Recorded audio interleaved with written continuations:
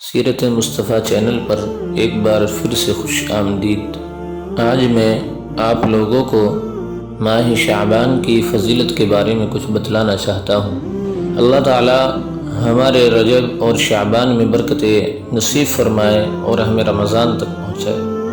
عن انس بن مالک رضی اللہ تعالی عنہ قال كان رسول اللہ صلی اللہ علیہ وسلم اذا دخل رجب قال اللهم بارک لنا فی رجب وشعبان وبلغنا رمضان۔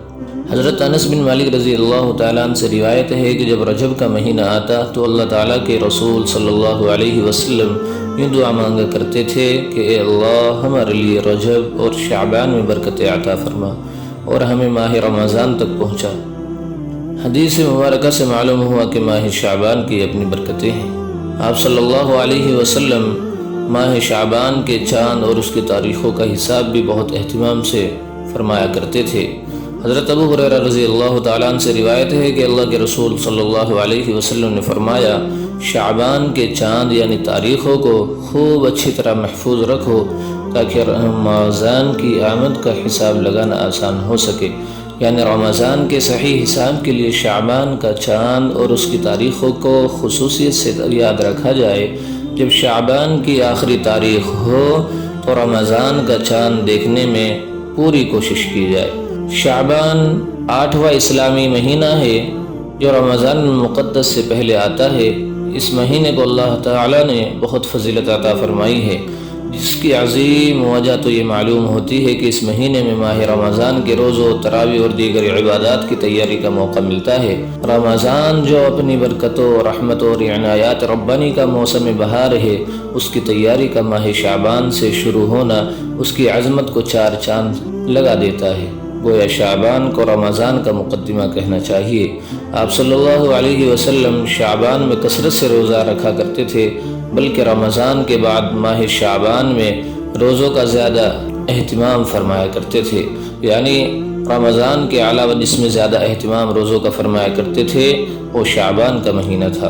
حضرت عائشہ رضی اللہ عنہا سے مروی ہے کہ اللہ کے رسول صلی اللہ علیہ وسلم جب روزے رکھنا شروع فرماتے تو ہم سمجھتے کہ آپ صلی اللہ علیہ وسلم اب روزہ رکھنا ختم نہ کریں گے، اور جب کبھی آپ صلی اللہ علیہ وسلم روزہ نہ رکھنے پہ آتے تو ہم یہ سمجھتے کہ آپ صلی اللہ علیہ وسلم اب روزہ کبھی نہ رکھیں گے۔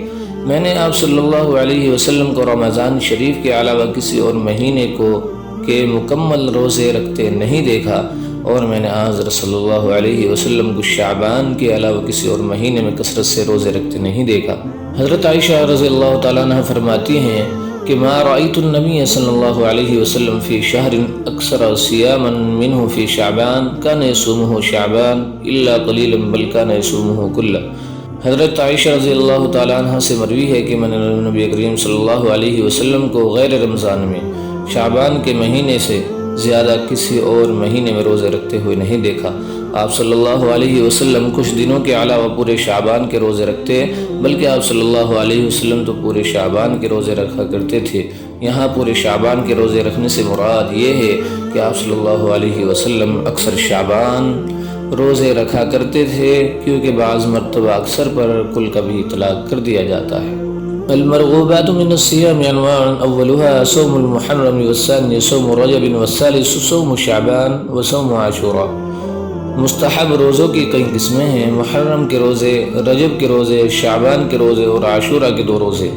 حضرت ابو ہریرہ رضی اللہ تعالیٰ عنہ فرماتے ہیں قال رسول اللہ صلی اللہ علیہ وسلم اذا بقی نصف من شعبان فلا تصوموا۔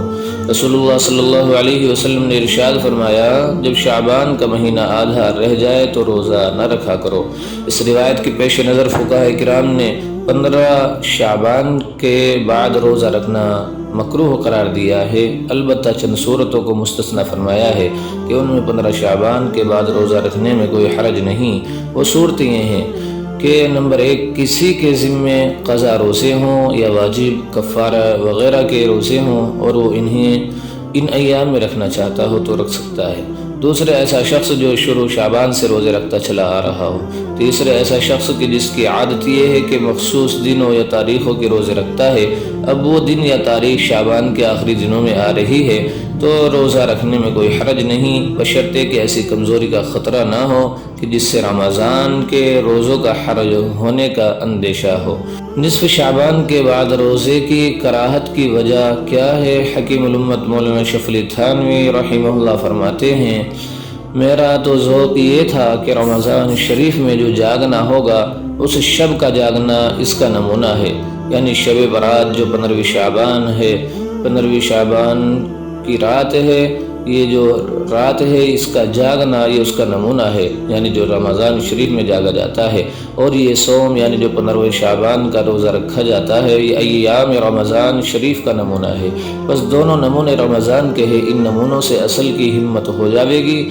پھر اس صوم کے بعد یعنی اس روزے کے بعد جو روزے سے منع فرمایا ہے اس میں حقیقت میں رمضان کی تیاری کے لیے فرمایا ہے کہ جب شعبان آدھا رہ جائے تو روزہ مت رکھو، مطلب یہ کہ سامان شروع کرو رمضان کا، یعنی کھاؤ پیو اور رمضان کے لیے تیار ہو جاؤ، اور یہ امید رکھو کہ روزے آسان ہو جائیں گے۔ اللہ پاک ہم سب کو کہنے سننے زیادہ عمل کی توفیق عطا فرمائے۔